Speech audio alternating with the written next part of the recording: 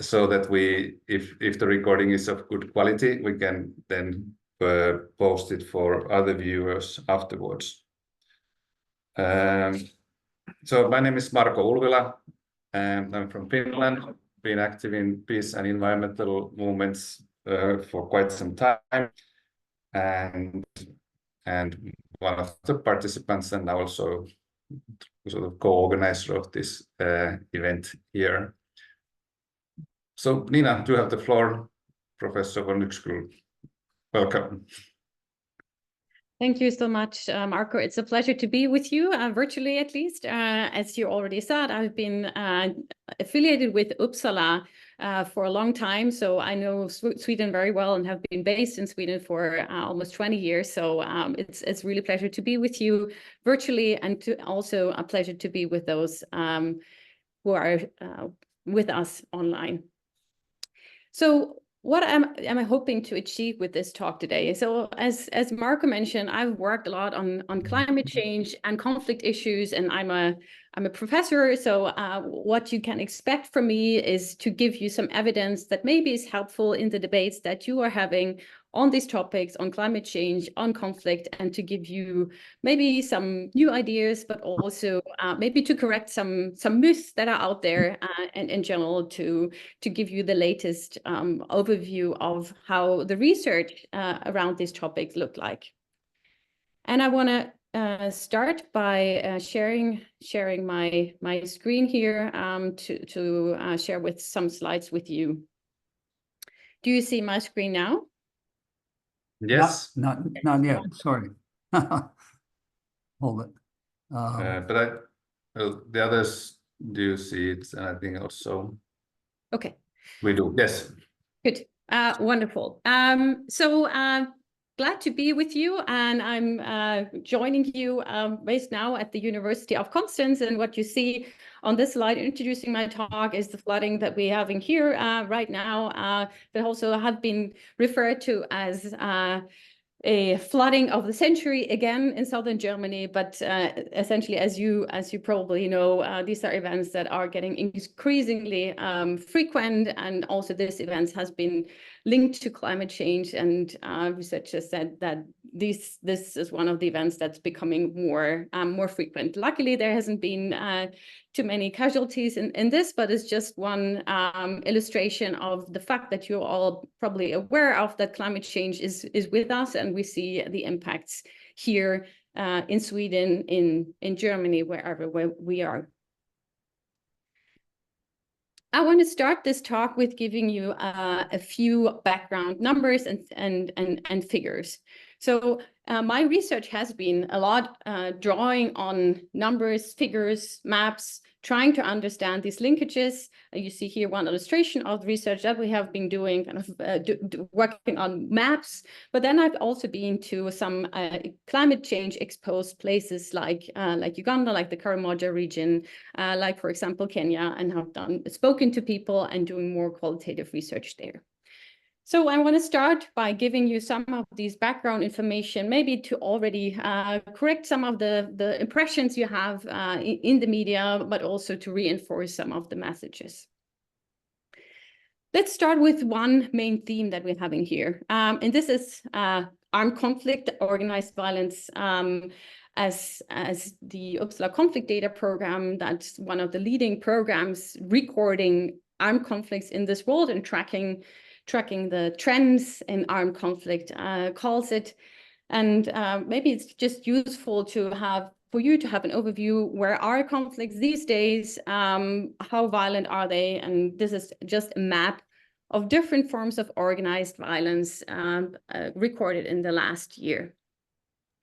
Maybe important to note here, so what is recorded as armed conflict is really conflict that causes deaths. So we're not talking about conflicts of interest, but we're talking about wars, about violent conflicts of different kinds.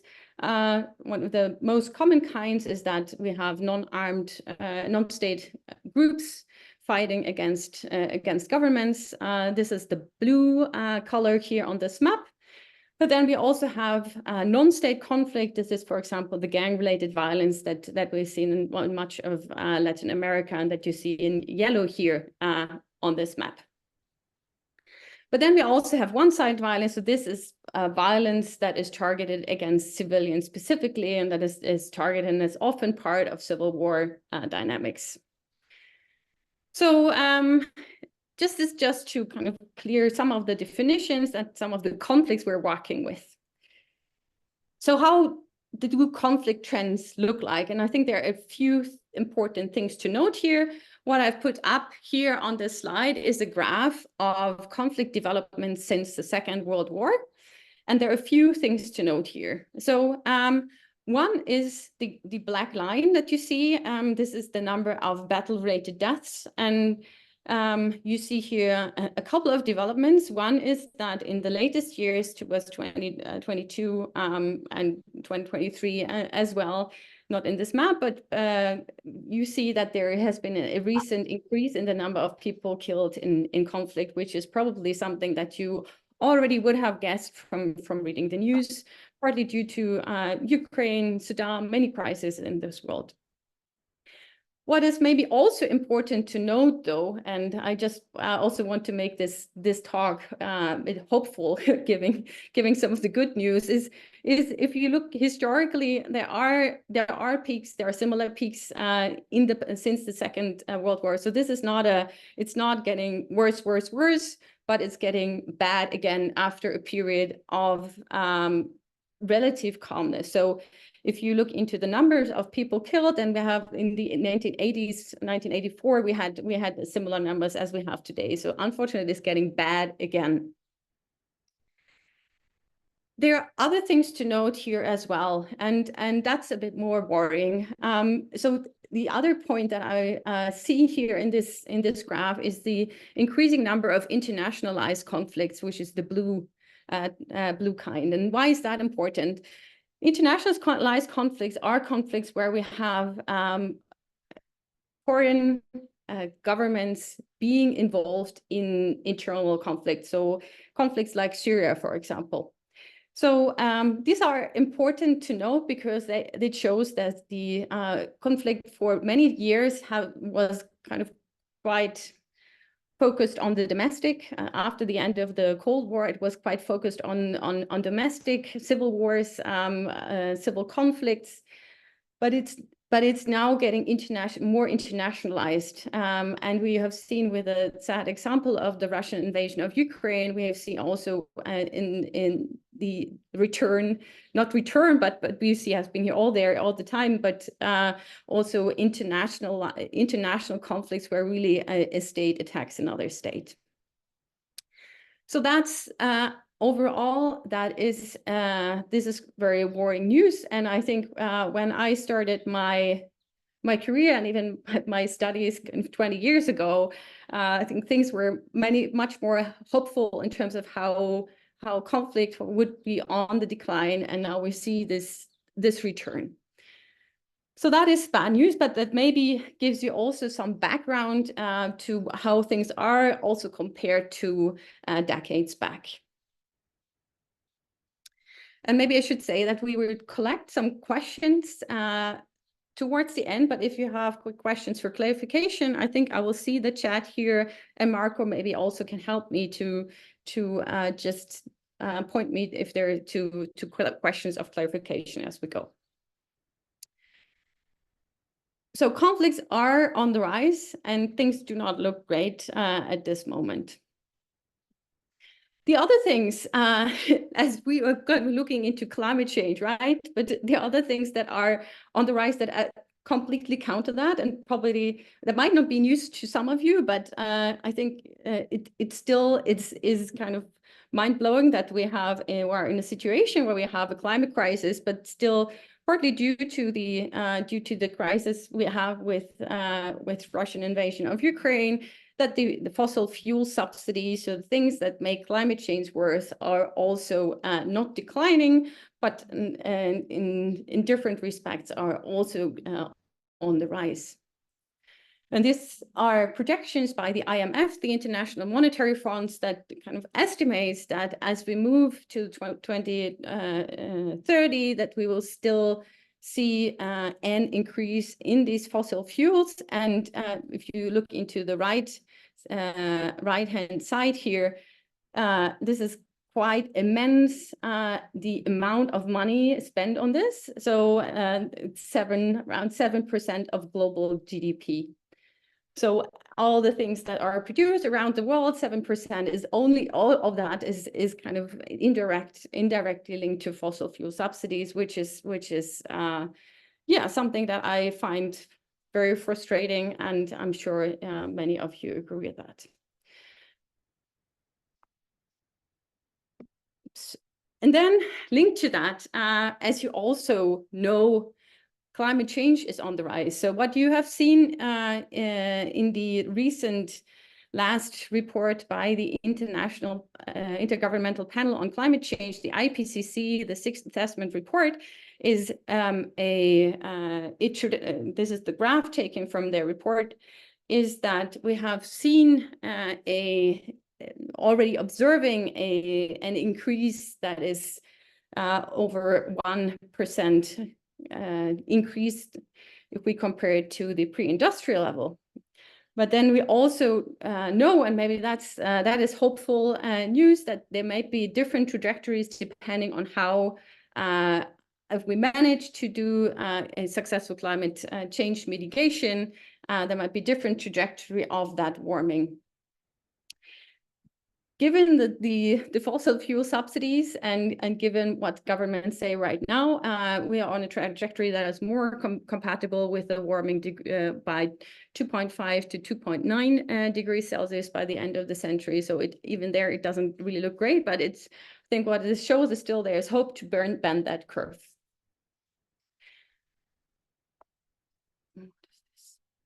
But then, so these are background things, but then these things are linked, and probably you have heard in previous talks a lot about the links, the lower link here, the link between emissions, for example, oil extraction, and climate change, leading to flooding, heat waves, disasters, many different impacts on societies. But what we want to focus on today is really more the link between war and climate change and war. So this, I'm not sure if you see my cursor here, but this arrow should be central here. But then we also talk a little bit about that arrow about energy and conflict, because I think that the debates really need to be connected, and I hope we can do this together here. So what I thought to cover here is first of all, starting with the question, how conflict increases climate risk. So really about what does the ongoing armed conflict, both internationalized but also domestic, mean for climate change impacts and for climate risks. And then the second question I want to tackle is how climate change increases conflict risk.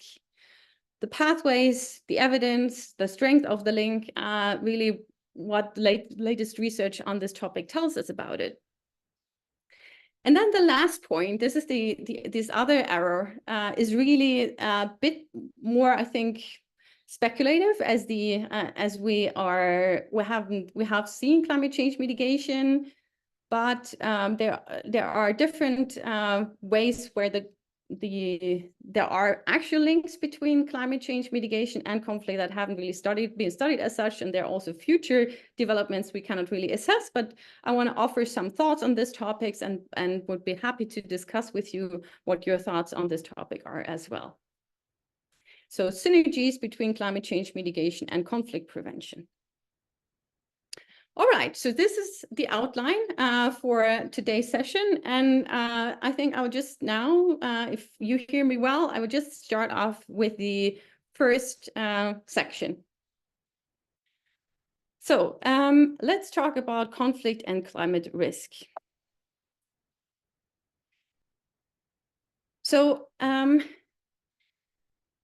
want to show to you this map because I think it's visualizing this quite clearly.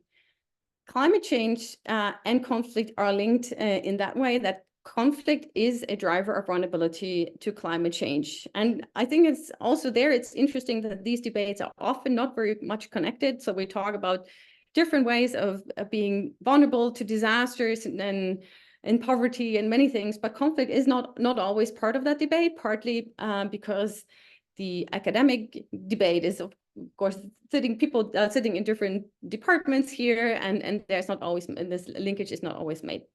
So what we have done here in an article that I also put here on this slide is just to map these conflict events, similar to the first map that I showed to you. These conflict events, like the greenish and blue dots that I hope you see on this map, onto a measure of vulnerability to climate change, the ND gain index, which also doesn't directly take into account conflict. And what you see here is this clear, just visual overlap, that the areas where people are particularly vulnerable to climate change are the areas where we do see conflict. So conflict really undermines economies, undermines coping mechanisms, and makes societies internally very much vulnerable to climate change.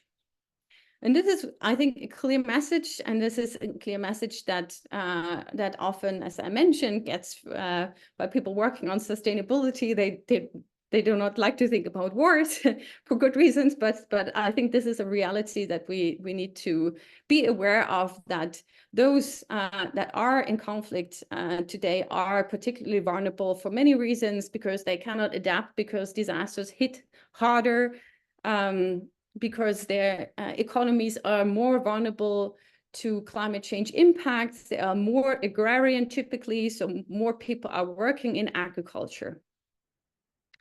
So that's, I think, a powerful map in a way, just illustrating this important link. We see this link also in other ways, and this is just a different different flavor of the map that I showed you initially. This is just the development of this Indigain Vulnerability Index to climate change over time since 1995 to 2020. I think what you see here is, first of all, some good news here, because for many of these lines, and all of these lines are individual countries, for many of these lines, we do see the slope going down. So vulnerability decreases, meaning that many societies get more resilient, less vulnerable to impacts of disasters here, natural hazards like floods, like droughts, like storms. But, and this is again reinforcing that message about the importance of conflict, but what we see here as well is the countries named: Somalia, Niger, Liberia, Afghanistan. These are all countries that have been experiencing conflict and fragility for a long time, and for those, they both have a much higher level of vulnerability, but they also don't see this decrease in vulnerability.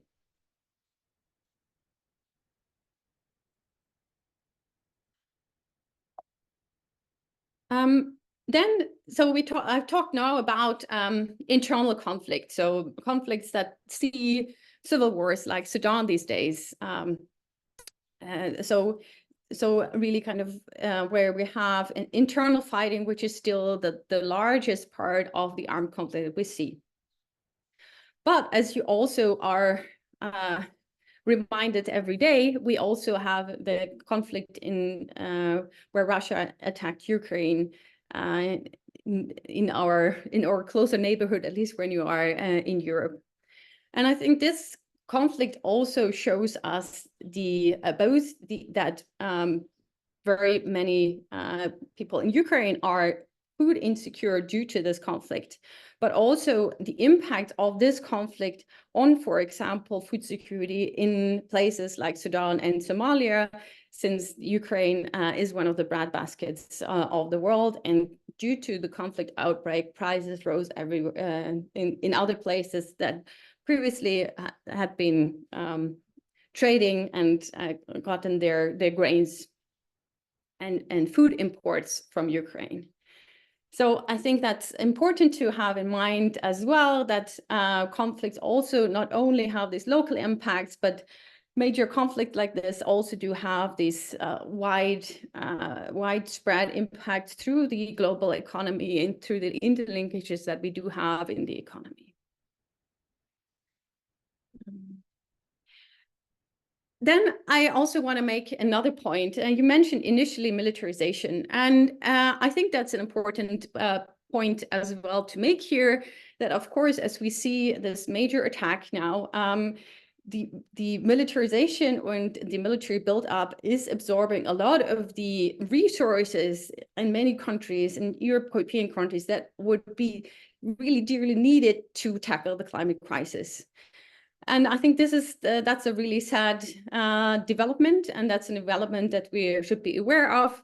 But I also think that we should not, for that reason, just be naive and think that the military is always wrong, because I think there are many examples from peace research, for example, the UN peacekeeping missions that really work in protecting civilians in civil wars, where it's important to have troops on the ground protecting.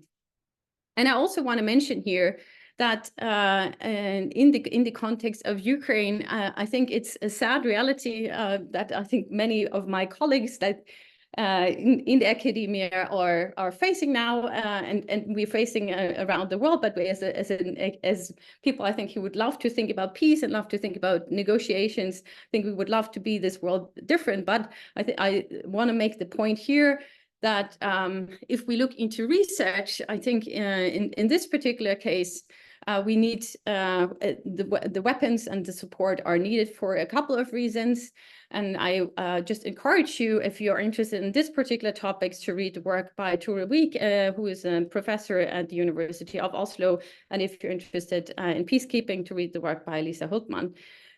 Because what I think is important to mention here is that a personalized dictatorships that we have seen in history, like Hitler, for example, like Stalin, these are really regimes that tend to overestimate their strengths.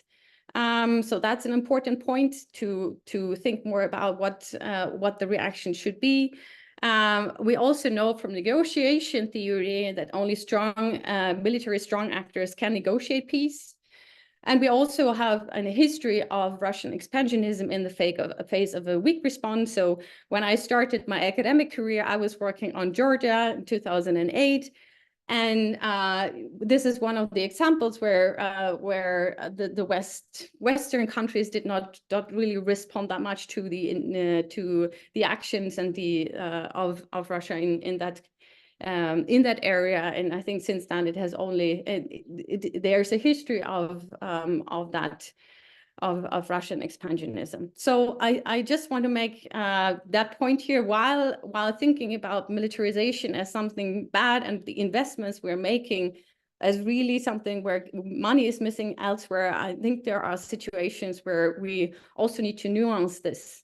So think about that. Generally this should not be the means, but sometimes it's necessary. Happy to expand on that, but I just want to make that point clear. Okay, so I want to move on now to the next point, which has been my main academic focus for many years, to think more and to find more evidence for how climate change actually increases conflict risk in today's society, but also think about what this means for the future and what policymakers should be taking from that. So climate change and security are two things that have been long on agendas in different ways. So I think one example is that the Nobel Committee awarded the Nobel Peace Prize to the IPCC with the motivation that climate change may lead to greater competition for the Earth's resources and increased danger of violent conflict and wars within and between states. 2007, that's some time ago now.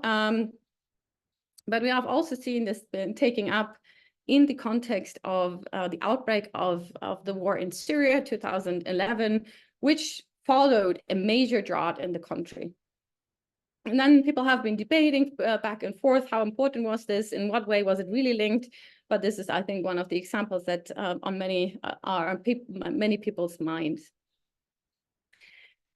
Given these developments, there's also been an increasing debate. I think we are now in the 12th, 13th debate in the United Nations Security Council, which is the body that typically is responsible for world peace, to debate whether climate change is a threat to global security, and if so, what to make about it. And there hasn't been a general resolution on this topic, so it has not been generally agreed, but there has been a lot of work, and also in an increasing number of mandates of peacekeeping missions, the threats from climate change are acknowledged, and these peacekeeping missions are in turn mandated by the Security Council.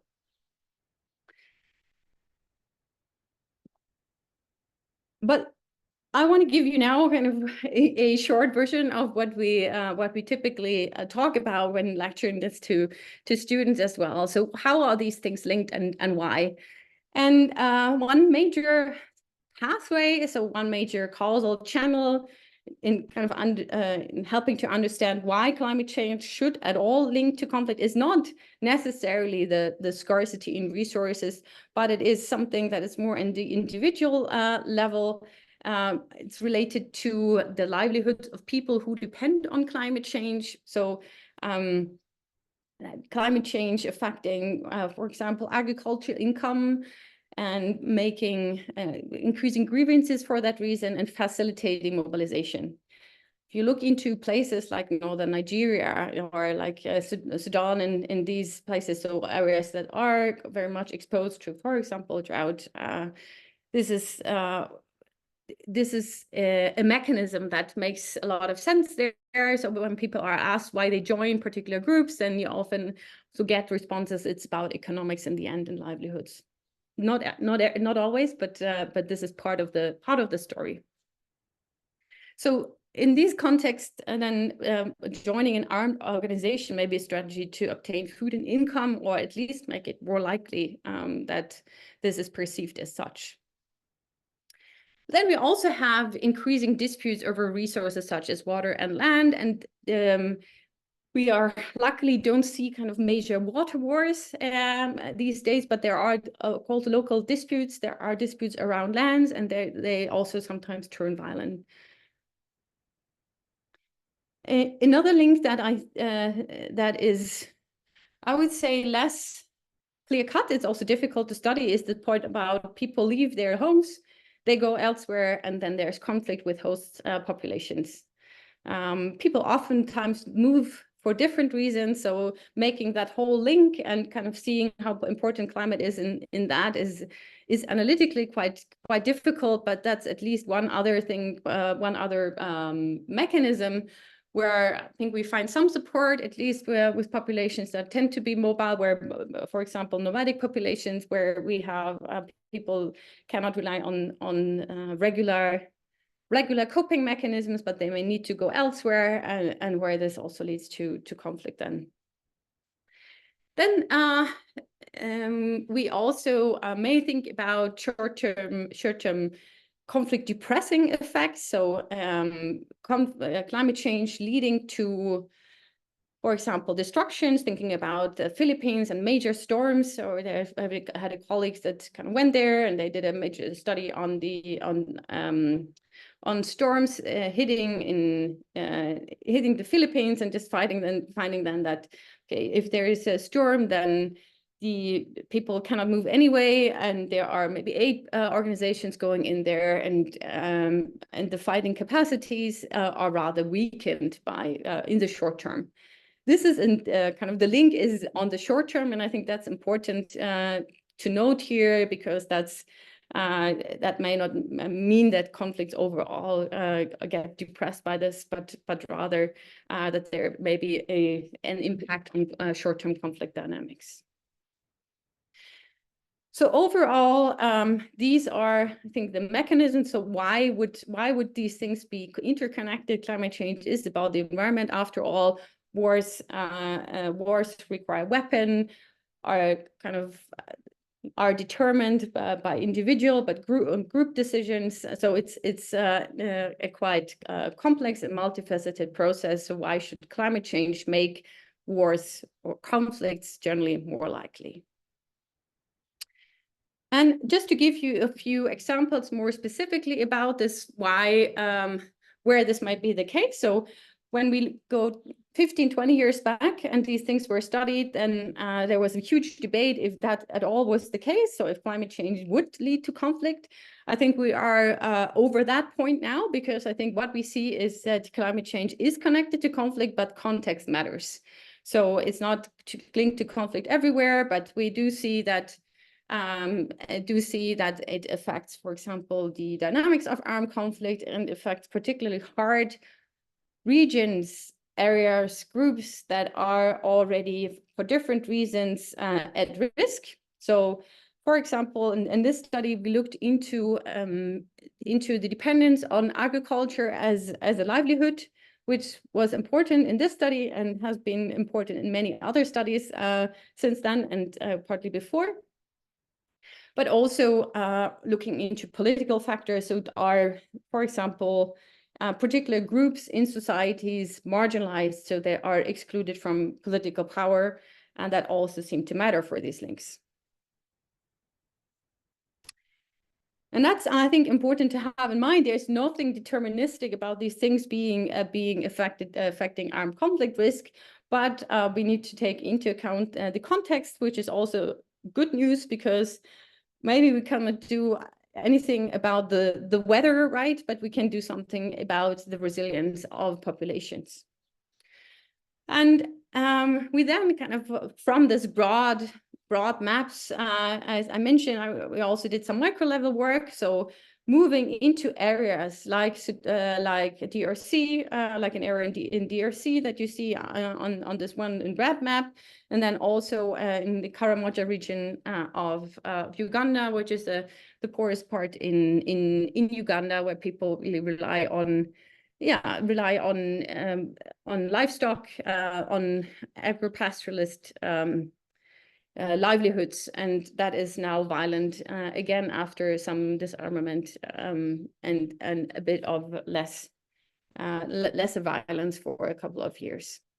And we do find some evidence, again, a bit more contextualized evidence there, that the climate change is, or disasters, I should say, because climate change is a longer process, but disasters like floods and droughts are linked to, for example, attitudes to conflict. It's important to note here, again, that these areas were particularly chosen for being affected and being at risk in different ways.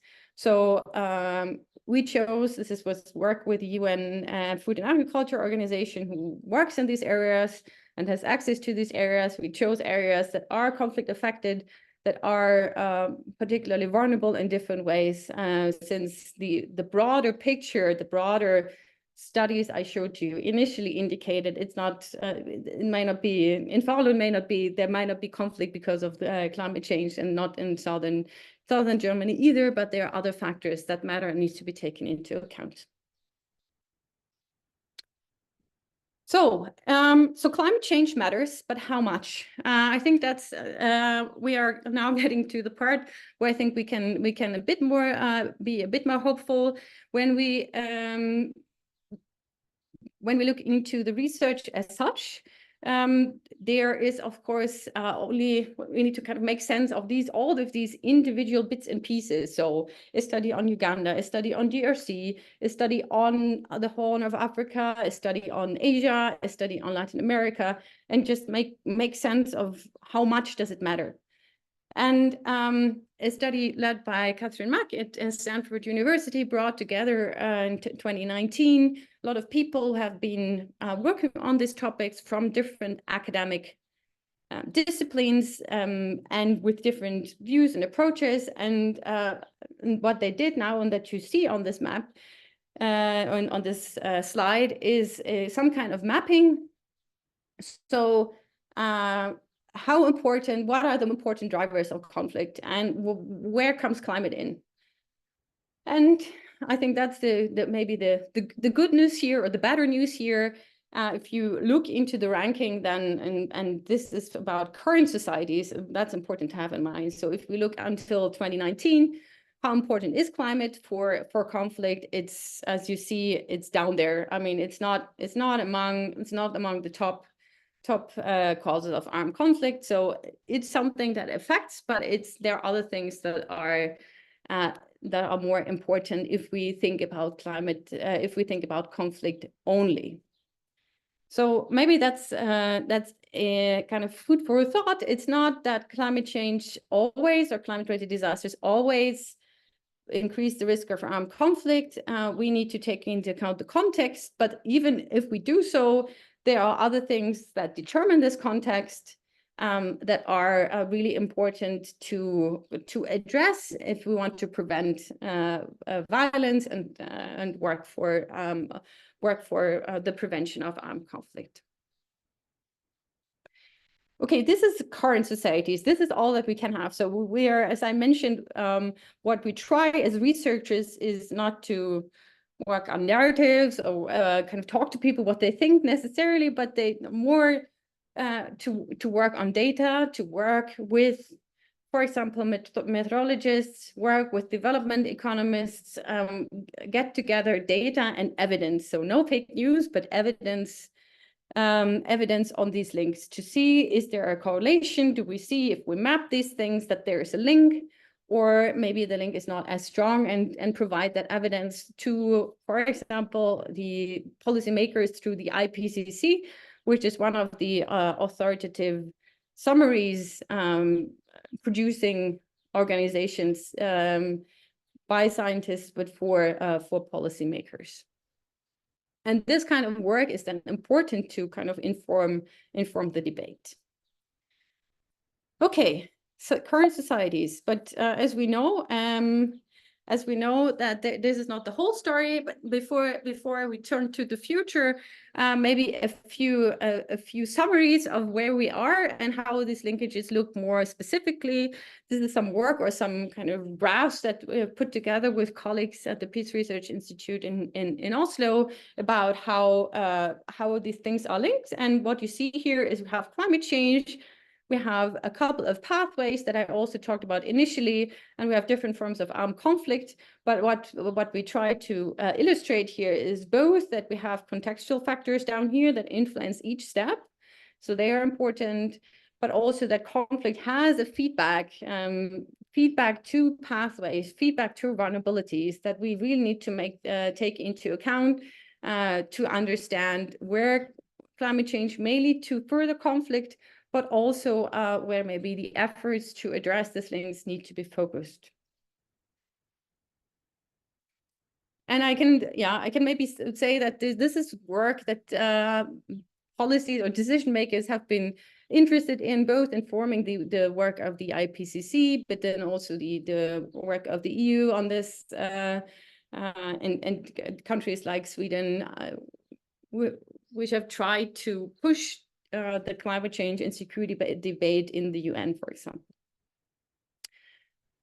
Okay, so I've talked a lot about partly about my own research and what I think, but I also want to give you some quotes from the IPCC report, which is the authoritative summary. So these are scientists that write this IPCC report, but then there are others who do the review, and then there is governments who do some review of the summary for policymakers as well. And I want to show you these quotes because they basically say, reconfirm what I've just said, just to make sure that you don't walk away with the understanding of this is my opinion on this, but I really want to focus here on giving you what science as such says about this. So again, maybe to reiterate, if you cannot read it, so research suggests with medium confidence, medium evidence, medium agreement in the academic debate that weather effects on armed conflicts have been most prominent in contexts marked by a large population, low socioeconomic development, high political marginalization, and high agriculture dependence. But also, the report says, compared to other socioeconomic factors, the influence of climate on conflict is assessed as relatively weak in current societies. Good. So this is where we are. This can be interpreted in different ways. I would say it's important to interpret it in a way that still says climate is important, but we can do something about it. We can try to address the context to address vulnerabilities. Okay, but what does it mean for the future? And I think here this is an important caveat on what I said about the current societies and research, because of course the future is uncertain, and we have these different scenarios for climate change that you see illustrated here. So if we have put a lot of effort in mitigating climate change and bringing down emissions, we may be at a simulated change of 1.5 illustrated here on this one globe. At this moment, this seems rather unlikely and would require really drastic measures. So if we look into the other globes illustrated here, this may be more, we might be more geared towards 2-degree warming plus towards the end of the century. Hopefully not at 4, but this is something that is really, really worrying as such. And maybe some of the patterns that I've talked about initially may not be holding up here. So also asking people, these researchers again, and I'm referring back to this Nature study, researchers who have studied this a lot, asking them, so what do you think about the future?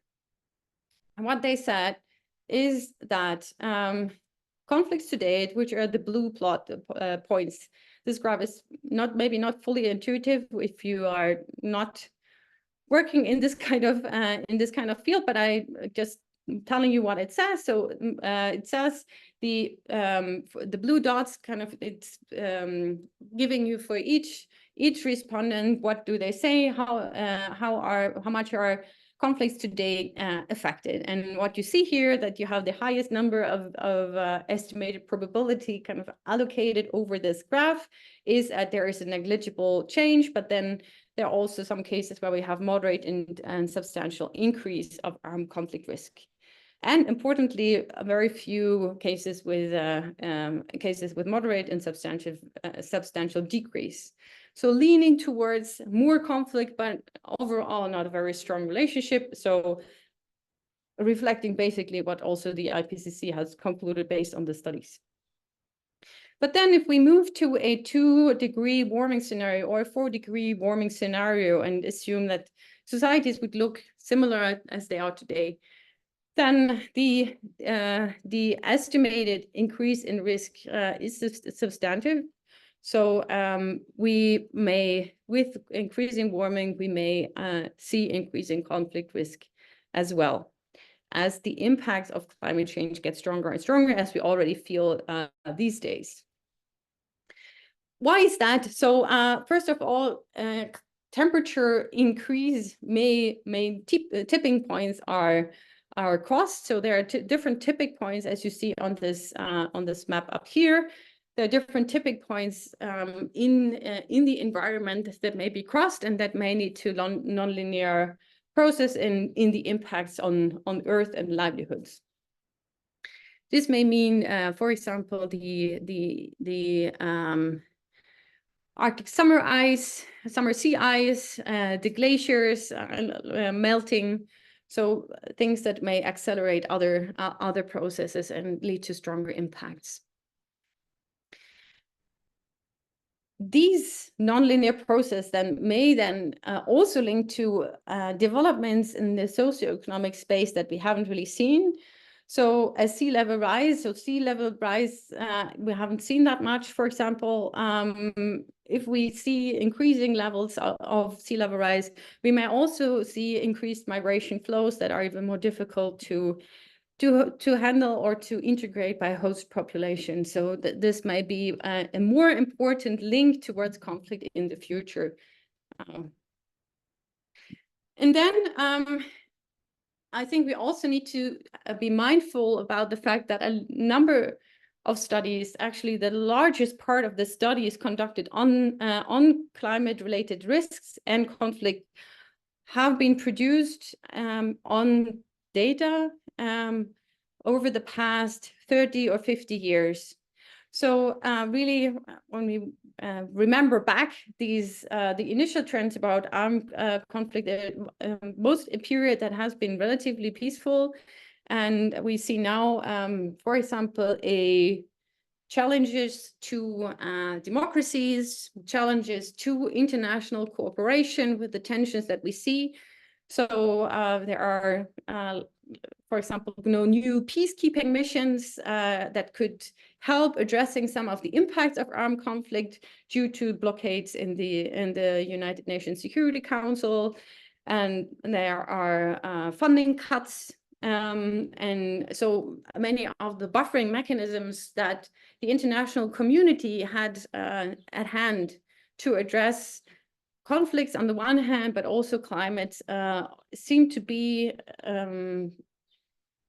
challenged, and we don't really know where this will end up, and if we see kind of a recovery of the UN as a driver of peacekeeping missions and keeping peace around the world. So we really don't know how this will end up, but at least at the moment it doesn't really look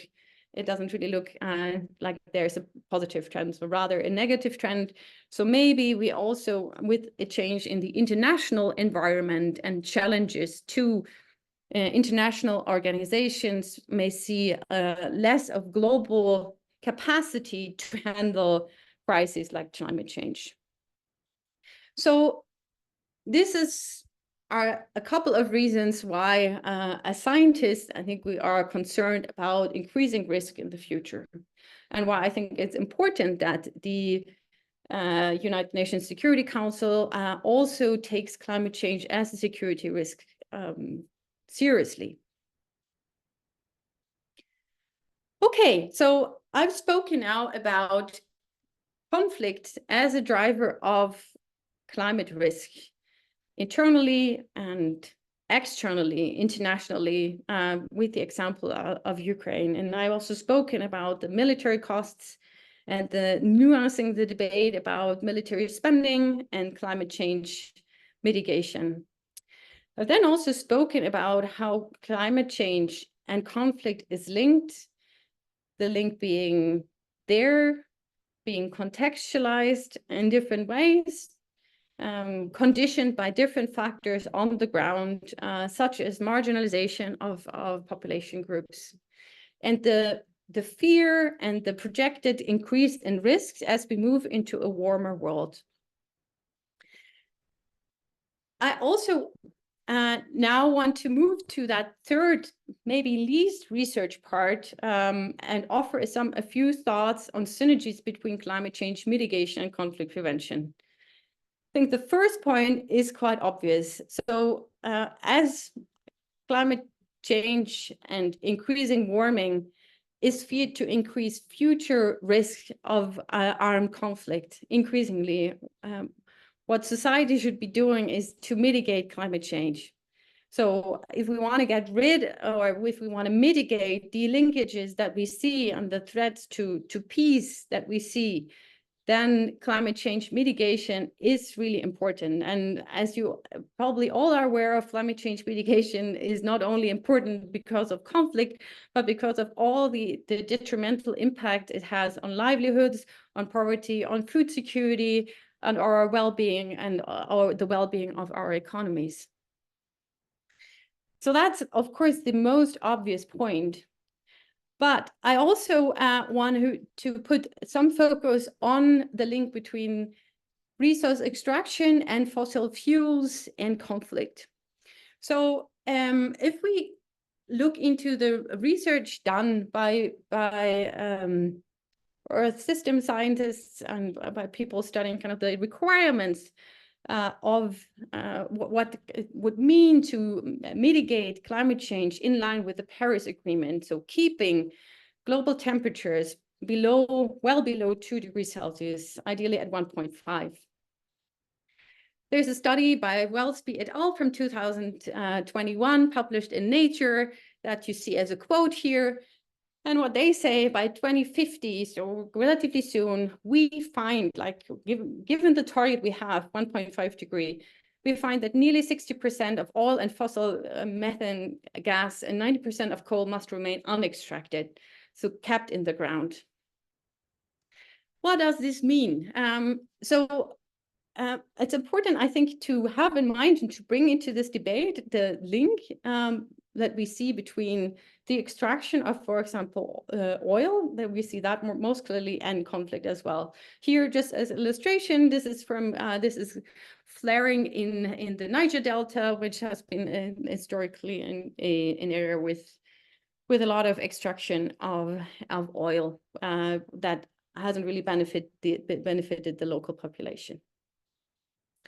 So, and I want to mention here to you the political resource curse that we talk in political economy and conflict research that we are talking about when talking about the surprising fact that for many resource-rich economies around the world, we actually don't see that the population benefits and the countries are stable and have stable growth and everyone is well off, though of course these resources should make the country rich.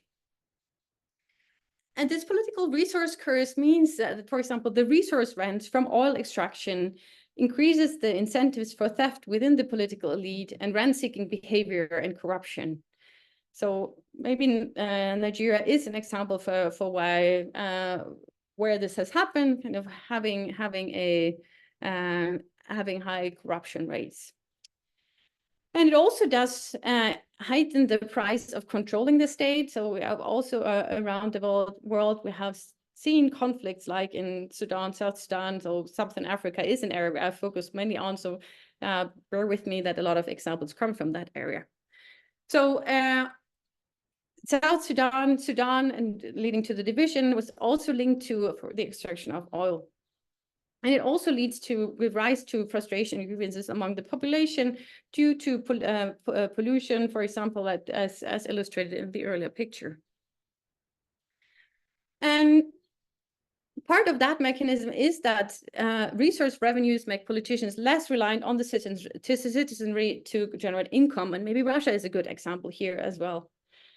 So low investment in public infrastructure and state bureaucracies, meaning insulated regimes with low political accountability, higher levels of investment in the repression rather than participation.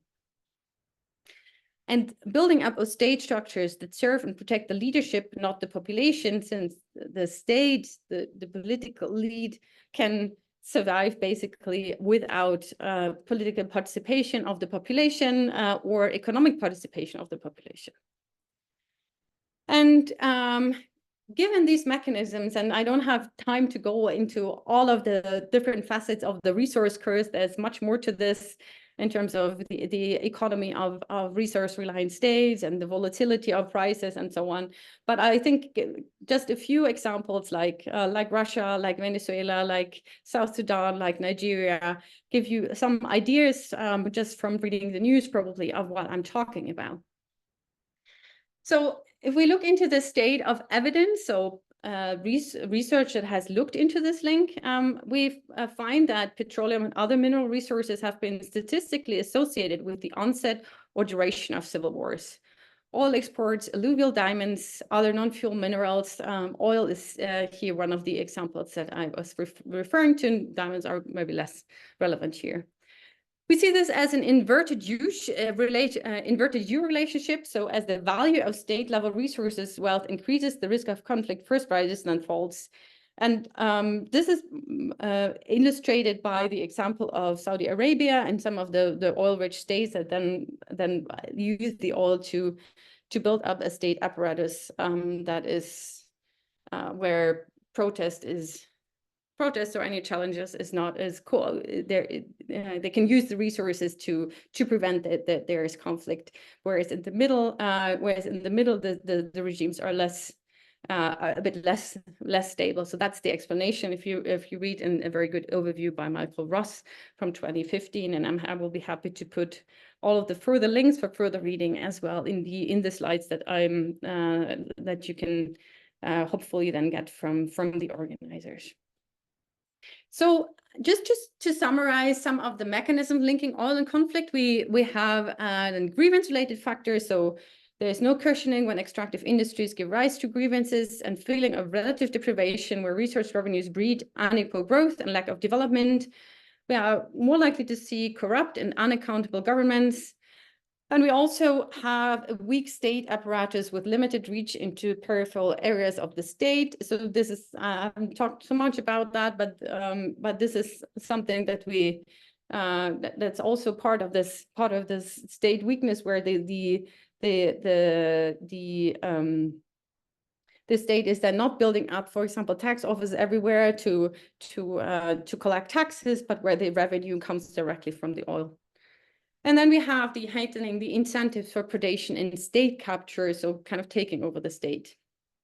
I also want to mention a last point, the point of petroaggression. So this is a term coined for the behavior of oil-rich states that tend to have more aggressive foreign policies due to the dependence of, first of all, the incomes that they generate, but also to lesser dependence, the dependence of other states on them to provide oil. And I think, again, we can think about Russia and other examples in illustrating that also find some evidence and research. For this reason, for those of you who are in Sweden, we have written a DN Debatt article, like some colleagues and me, published in 2022. If you want to read more on why we therefore think that we need to move towards a quicker transition towards renewable energies, because of these linkages that often are missing in this debate. So I think it's still online. If you want to read more, there's also more links in that one. Okay, I want to end here and open up for questions by summarizing some of the main takeaway messages. So first of all, I want you to take away from this that armed conflict is an important driver of vulnerability to climate change, both internally, but also through its impact through trade linkages on other economies. I also want to remind you that climate change increases conflict risks in current societies, even in particular in regions already at risk. So due to marginalization, agriculture dependence, ongoing violence, and fragility. And I think we still need to have in mind here that climate change is not a main driver of conflict in current societies, but risks most likely will increase with future warming, just putting emphasis on the need for a mitigation for this and other reasons. And then finally, and there's much more to this debate about transitioning away from fossil fuels. But one point I want to make is that a more diversified renewable energy system, moving away from fossil fuels more generally, but also moving away from oil, may be conducive to peace in other ways too. So there may actually be co-benefits of reducing emissions, bringing down the extraction from oil and peace. Of course, how to do that and how to deal with the massive challenges of currently economies that are reliant on these resources is a debate for another talk. But I think it's still important to highlight that the current economy, how it looks, also has, given the importance of oil extraction and these resource curses, is in different ways linked to conflict and conflict risks. And if we are moved into the future 20, 30 years, and we end up in a world that is more diversified, maybe we do see some synergies with our aims to both address climate change, but also address risks to global peace. With that, I want to thank you all for listening, and I look forward to discussing this further with you.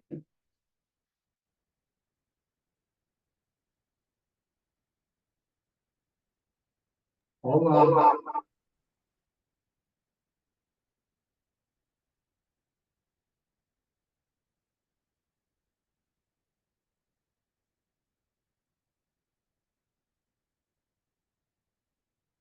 So I'm not sure how we should be doing this. Yeah, no, I was able to unmute. So this is Marco, the host based now in Falun, Sweden.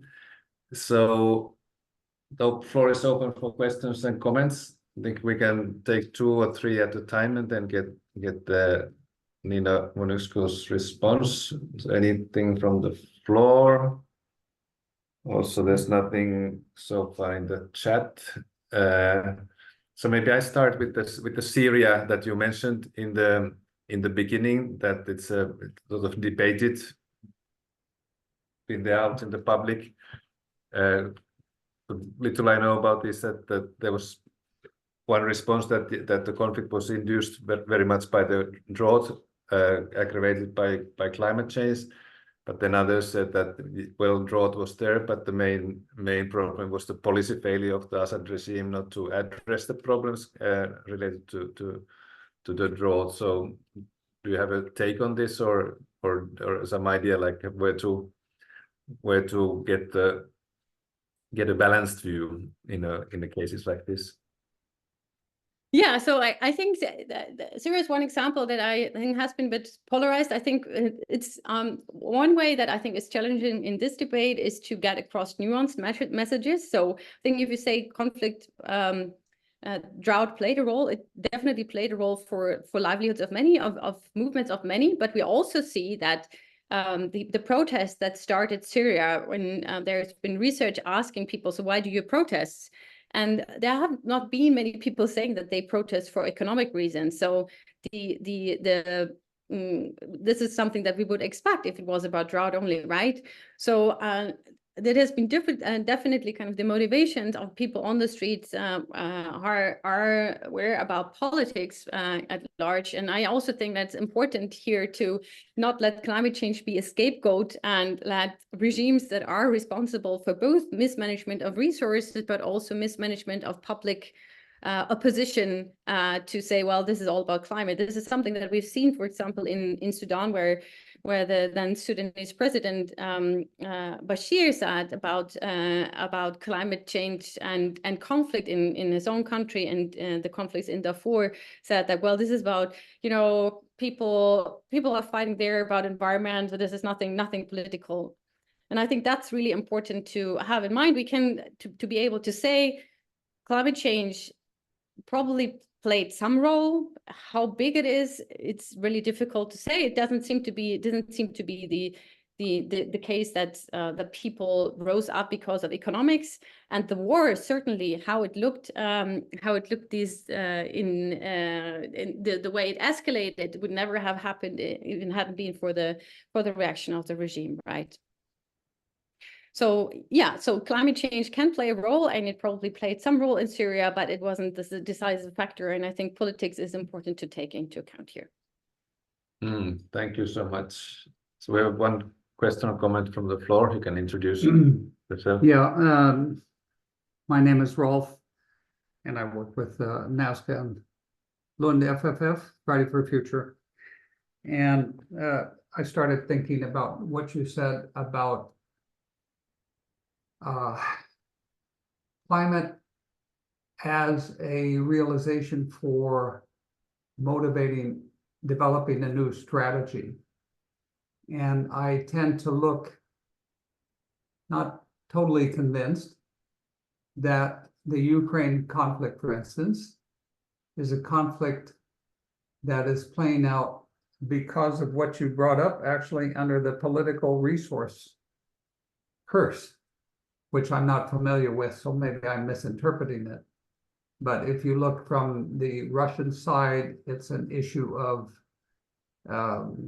in part, ability to transport out resources that they will produce in the future, including oil, access to military bases in order to maintain a military balance with the West, and also efforts to reduce the danger of nuclear war by restricting Ukraine from access to nuclear weapons. And then on the other side, you have the United States anticipating that, for instance, from a climate angle, there is a resource shortage that will emerge in food.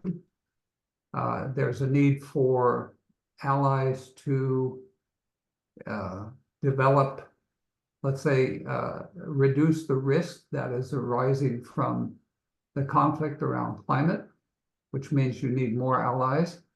I'm thinking of climate change as a threat multiplier. And so you have a conflict really of, let's say, two superpowers, or one that thinks it's a superpower and then another one that is a superpower, trying to be ahead of the game and develop strategies that are a response to climate change.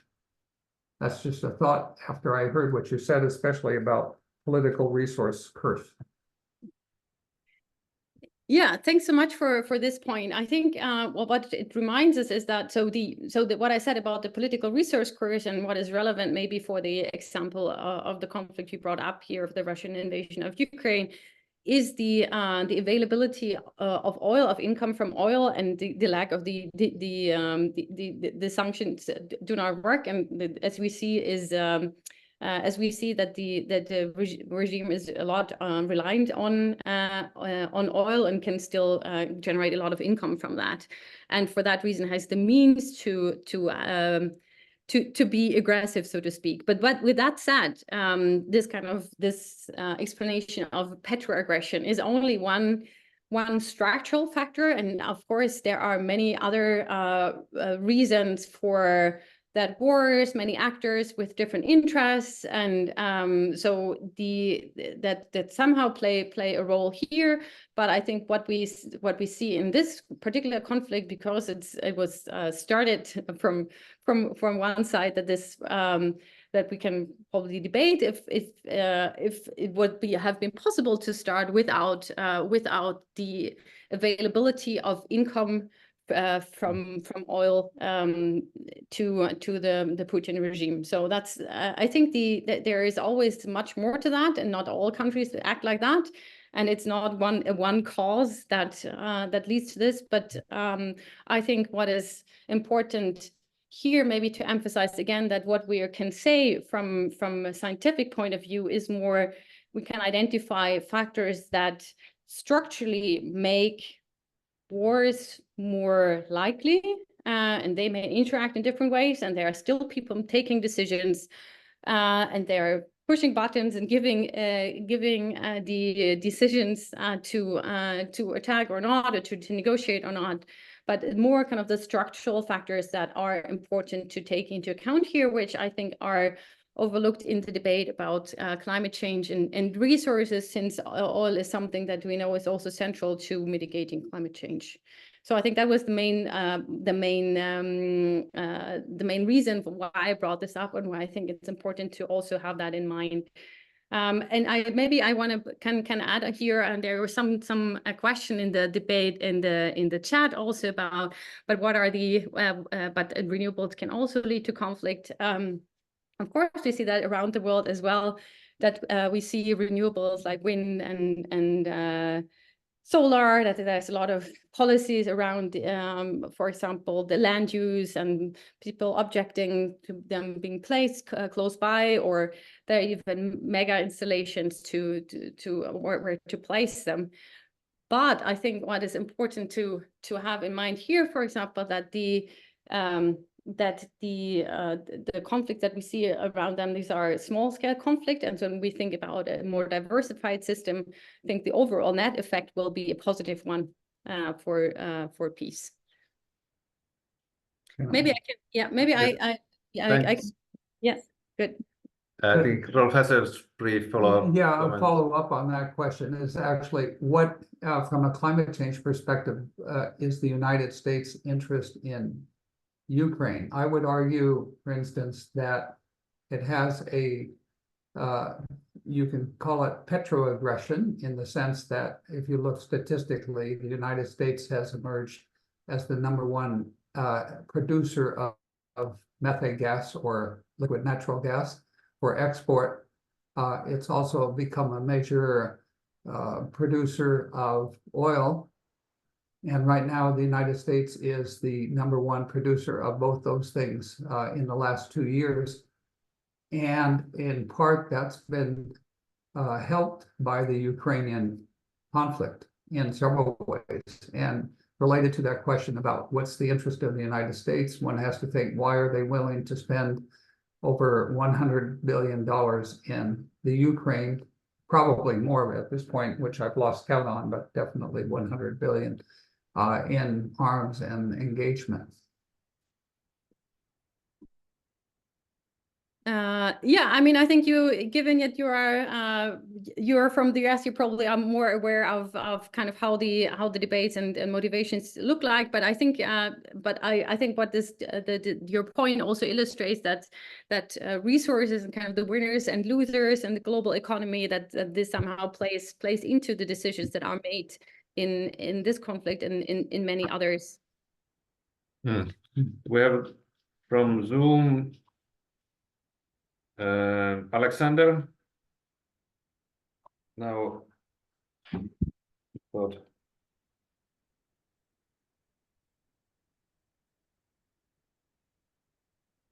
Thank Yeah. you.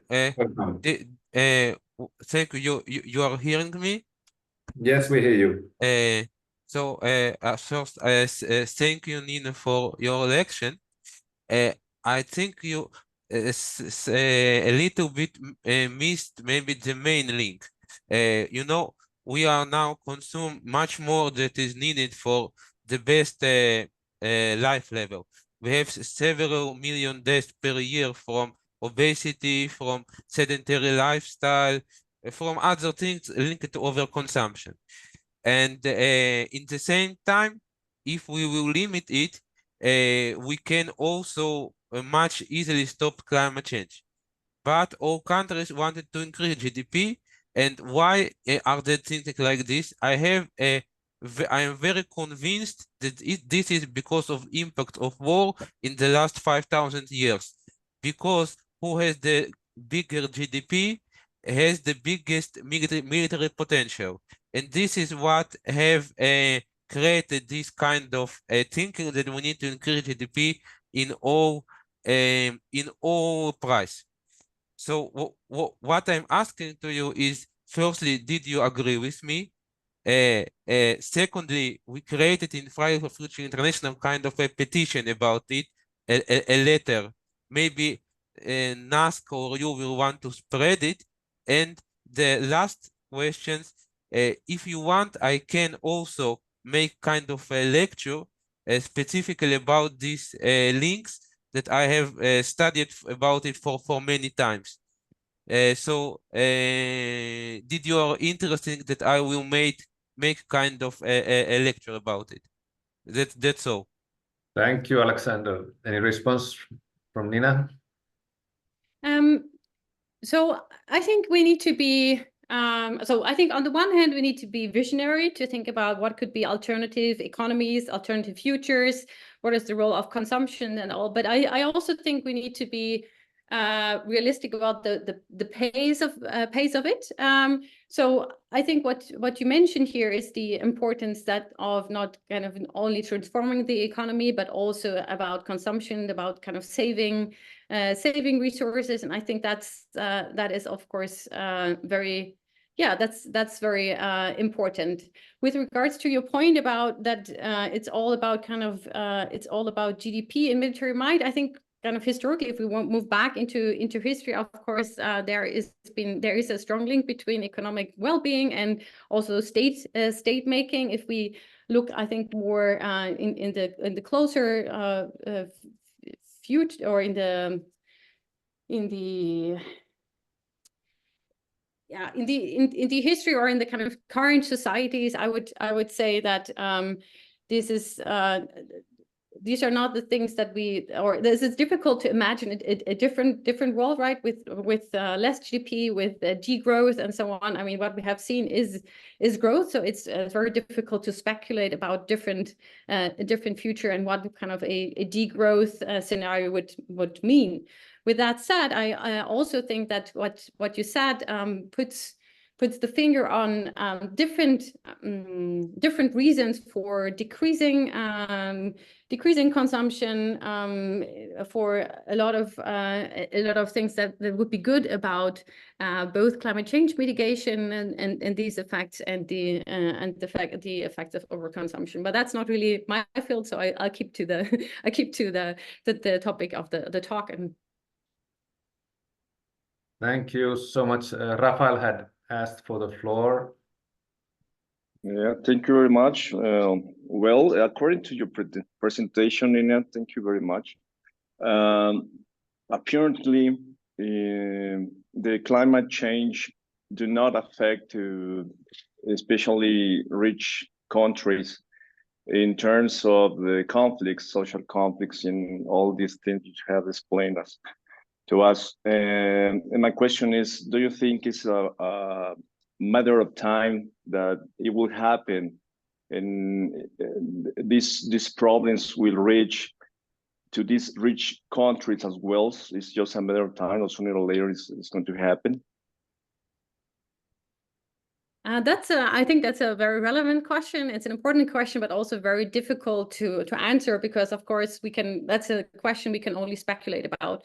I think there are maybe two things to have in mind here. So one thing that I mentioned is there are a lot of developments we haven't really seen yet. So we haven't seen massive sea level rise. Maybe this will lead to massive migration in the end.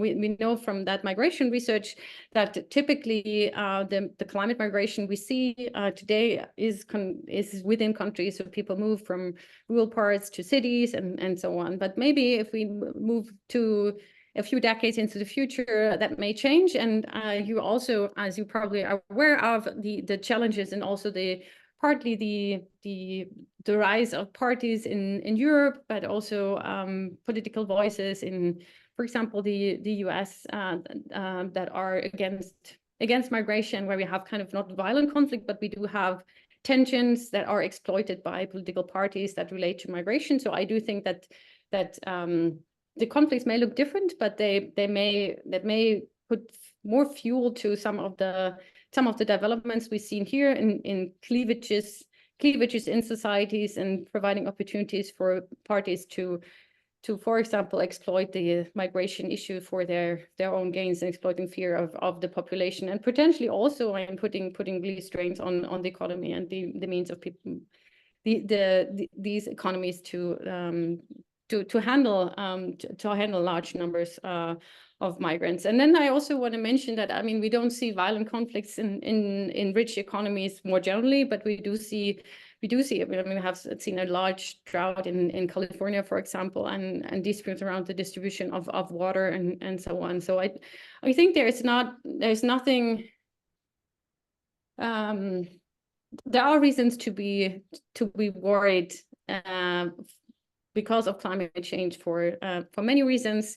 And there is also large uncertainty about whether we will see more divisionary politics, or even violence, as we have seen even in the US, for example. So that where climate could be again a threat multiplier in a different way. Although I don't really like that term. Thank you. So if I may come with one here in the meeting, this is like convening of peace activists and climate activists, and then of course very obvious response we have been proposing and will propose is this disarmament for climate protection and welfare. So how is it from the research you're reading or you have been doing? Can you give us some useful tips that how the disarmament as a response to climate protection would make convincing case in these difficult times of further militarization? I think this is a time where it's both quite challenging for putting climate change on the agenda for the reason because there are so much other things that on the agenda. So and it's also a difficult time for arguing for disarmament, as you probably are aware of. So in Uppsala, where I've been based for a long time, there is a new center on nuclear disarmament. I think we need to make sure we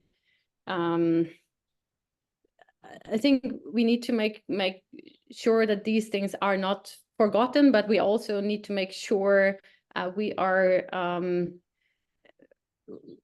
there is the climate issue is not forgotten here, right? Because I think although as I mentioned during my talk, I think in some instances, and the instance of the Russian invasion of Ukraine, I think is one example where it's really difficult to argue for not sending weapons and not reinforcing the Ukrainian side.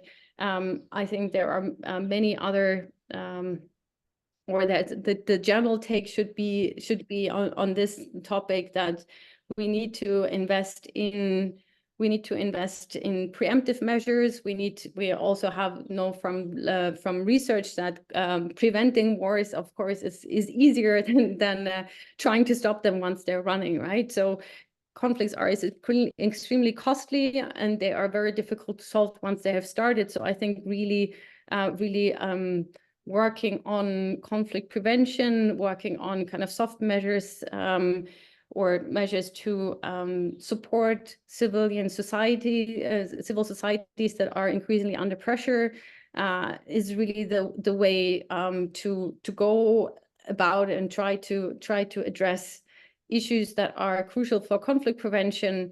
And while at the same time, I think we also at these points really need to see the realities that it's really difficult to argue for disarmament at all means and in all cases.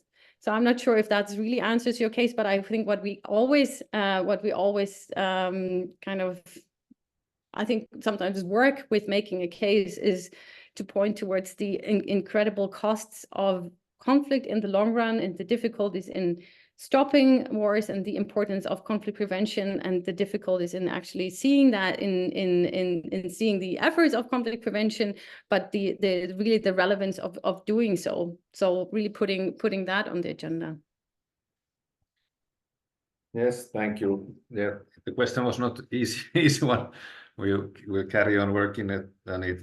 There's somebody called Beyond Plastic Queens that has asked for the floor, so it is there.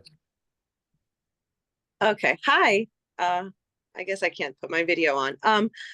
Thank you for the talk. I'm wondering, it's like a little unrelated to what you've been saying, but do you have a hunch as to why the threat of war is not motivating action to speed along the transition to, let's say, renewable energy or other, non-polluting processes?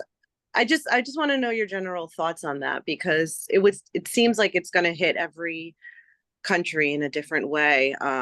So just wanted to know your thoughts on that.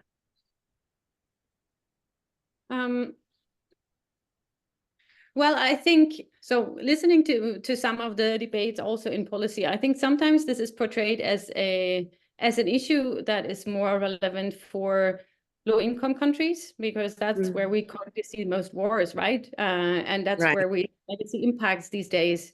So I think that's one of the reasons where this is more treated as a development issue rather than an issue that is threatening for kind of global peace and threatening for rich countries in the end. Right. And I think so it just seems like a inequality is I think one of the reasons for why there's not a more forceful answer to these issues. Yeah. So it still seems far away for the developed nation, or yeah. Okay, that answers it. Thank you.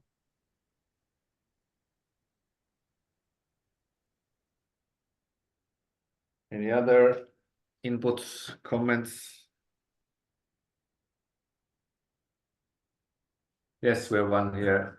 I can give it a try in English. It's Yes. not so easy for me to explain. It would be easier in Swedish, but now my thoughts about the war, Ukraine war, is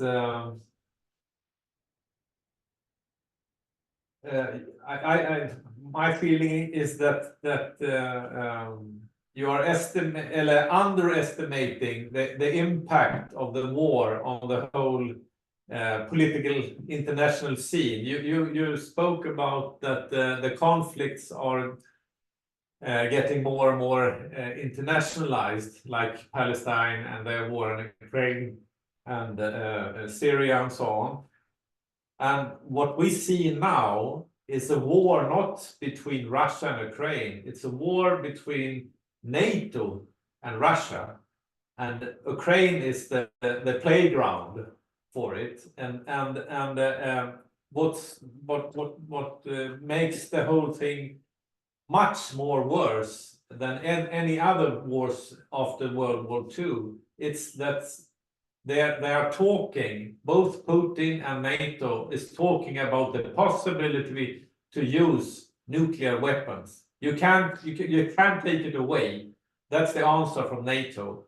And on what we are doing now is that we are, for every day that this war goes on, the armament of the whole world is like a spiral. A spiral. Yeah, everybody is talking about the threat from the others. So every big industrial country is investing enormously in weapons and bombs and nuclear. Now they are going to upgrade the nuclear weapons and so on. And then what is happening is that the West is on one side, the BRICS country on the other side, because they are backing Russia. Vad säger man? They are backing Russia passivt, passively or active. And how is the world going to, in these 3-4 years that Staffan Lestadius yesterday told us, it's a window of 2, 3 or 4 years that we have to cut down the emissions rapidly. Otherwise, we don't know what's going to happen with the world and with the mankind. And how is it possible not to have a demand of immediate stop to all wars, especially the war in Ukraine? That every single act or activity to stop this war is crucial for the whole mankind, because otherwise we are getting closer and closer a nuclear end. And I can't understand how you can not take this stand when you are looking at what's happening, and when, like you are doing, you're working with this question, and the Holocaust is coming, liksom. Jag fattar inte. So Nina, your response. Well, I mean, first of all, I mean, I hope you got what we got from my talk is the enormous costs of conflict, and I fully agree with you about the well, I kind of share your feeling of being frustrated about the lack of attention to the climate question, given the urgency that we see, and the lack of funding for this issue, and the increase in fossil fuel subsidies. So I think these are really things that should be much more on the agenda, and should stay on the agenda, although we have other challenges as well. But I want to just want to refer to this work. Maybe you find that insightful of my colleague Tore Vik that I just mentioned initially, and other conflict researchers here. I think we of course want to stop all wars immediately. I think that would be the ideal. But I think realistically, and that's what I tried to say, realistically, I think we are in a situation where since 2008, Russia has been kind of reacting with being kind of a weaker stance and not a much of a response from Europe to its advances and its expansionism, with more of that. So we have seen the situation in Georgia in 2008, we have seen Ukraine in 2014, and we have seen this over and over again. So I think that the question is just if we kind of just drop everything, what would happen then? I think it's just not realistic to say, let's just disarm and talk. I think, unfortunately, we are in a situation where this is not a realistic option, because from what we see historically in terms of negotiations with such an actor, where we have an actor who both overestimates its own strength, who has clearly also explicitly expansionist goals, and who has this history of reacting tougher and expanding further when not met with any credible hold, where I think the only thing we can do right now is to make Ukraine strong and give it a strong position for eventual negotiations. Otherwise, I think there's no scenario, there's no positive scenario in just dropping everything. So that's, I think this is, I would love to agree. I would fully agree with you about the importance of climate change and the importance of disarmament and the importance of stopping all wars. But I think in this situation, all what we see from research on the reaction of personalized regimes, on the history of Russia, I think it's just very difficult to see any future where this is possible and where this is a viable option. But with that said, I think we, at the same time as this is going on, I think we need to, for example, these steps about putting even more fossil fuel subsidies is completely wrong. I mean, this should be in a moment where we kind of use the push from and the dependence of Europe and other countries on oil, and to really move towards a more decentralized energy system, and rather than subsidizing fossil fuels and kind of being sticked in that. If I may comment on this Ukraine thing, I think it's really important to look at the conflict from a bit further away. And not just how it looks from Europe, and because Russia has exactly the same narrative. The NATO has been expanding aggressively since 2008 and earlier.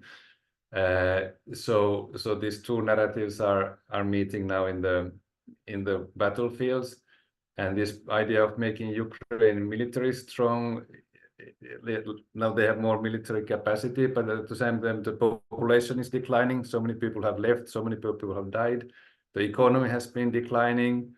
The infrastructure is being destroyed. So Ukraine is becoming weaker day by day on any other standards except the military capacity that the West is providing.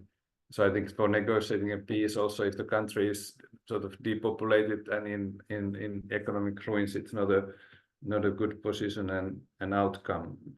And I think this, because like India and China, how they look at it, it's a small European war, let them sort it out. But the response, like we noticed, that attention is now away from environment. The spirit for global agreements is not there, and so the cost of this, what looks from outside like a small territorial battle over this geopolitical shifts, then that's how the rest of the world looks like it. So I think in Europe it's really important that we don't get too much bogged down in how it just looks from here.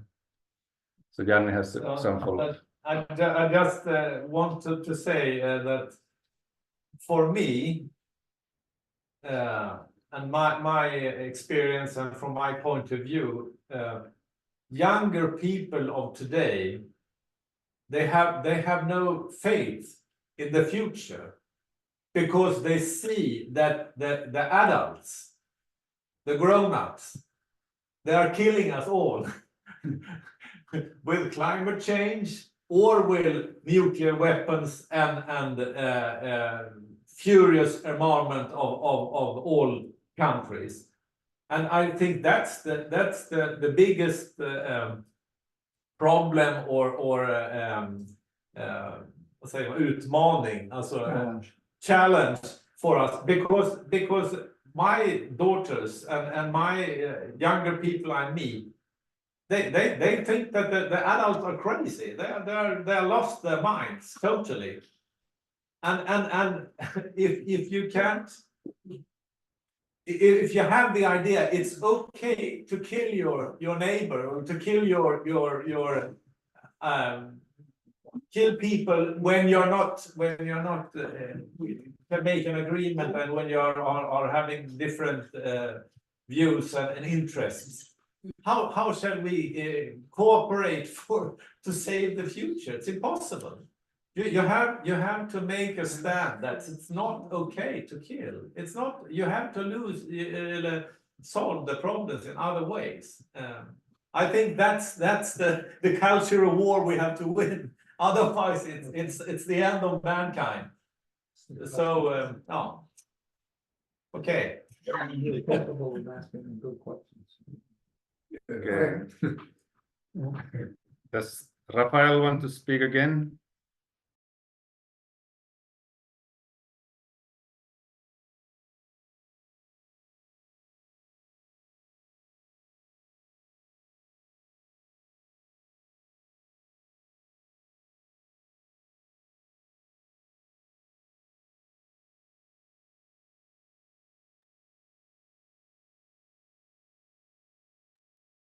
Thank you. I had problems with my microphone, but my final comment is about the loss of this hope of living nowadays, and I think it's sadly a truth that is in every country the young people is experiencing nowadays. But I want you to remember that we are all part of a stage in this planet. Finally, the changes are continuous, and sadly, the changes that we are experiencing nowadays in our world, in our planet, are not good. But finally, and hopefully, will come a better stage in perhaps it will involve that the humankind will disappear, sadly. But if we look in the past of the planet history, any species have disappeared, but the new species have come into life. So it seems something terrible, but this is true. So of course I don't want the humankind to disappear, but I take this process as a process of renewal, the species, and to be a better in the future. That's my comment. Thank you.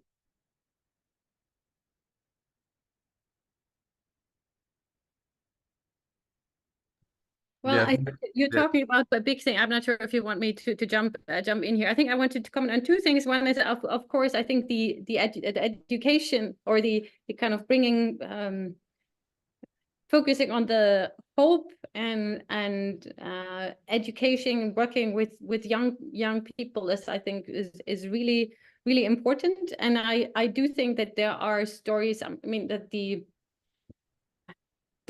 focus a lot, and partly for good reasons, because that's in the trends, but we focus a lot on all the things that are threatening. But they're also, I mean, they're also, especially in terms of the energy transition, I think there are also hopeful stories about the expansion of renewable energy. And I think to keeping it as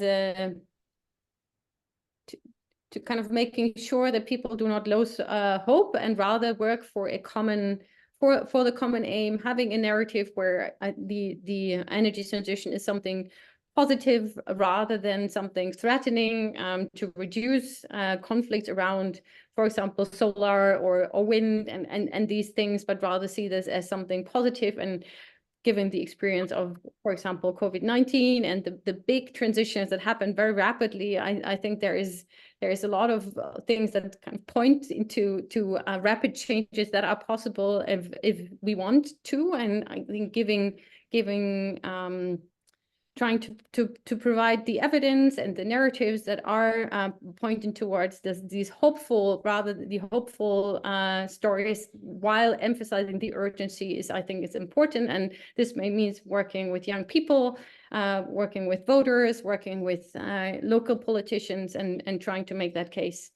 And I think the other point that someone also mentioned was the point about violence, and I think that's also one sad, probably a sad trend that we see, radicalization in the political debate, and even kind of things where politicians are more threatened and so on. So I think kind of keeping a climate where opinions can be made, or working for that, where we can be of different opinions and without using violence, even in Sweden and in other places, I think is very important. And that's the educators, civil societies, and the work that many of you do is, I think, really crucial for that.